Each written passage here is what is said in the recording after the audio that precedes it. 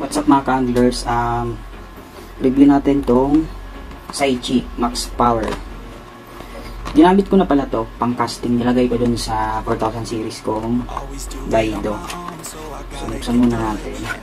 Ginamit ko na siya, pero kung di ko na siya ginagamit ngayon, so kung gusto nyo, comment lang kayo sa comment section para ibigay ko sa inyo ito ng libre. So ito, 30 pounds to, PE2. Yan, PE2 siya. Tapos yung diameter niya is 0.23. Sa 30 pounds, medyo manipis na to. Compare mo dun sa pag bumili ka ng 20 pounds na ito, kasing niya, nipis na yung parang ka-diameter niya na yung Provirus na 10 pounds. So yung 20 pounds na ito, pag bumili ka na ito, kasing nipis siya nung 10 pounds na Provirus. Ayan, 150 meters. Nilagay ko to dati sa dun sa 3000 series ko. So medyo lang siya, medyo kulang ng konti pag in-spool mo, kasi medyo may kanipisan na siya konti.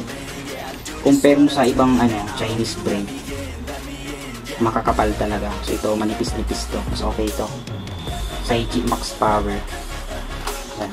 Gusto nyo, PM nyo lang, comment lang kayo mga master, pila ko. So yun, salamat.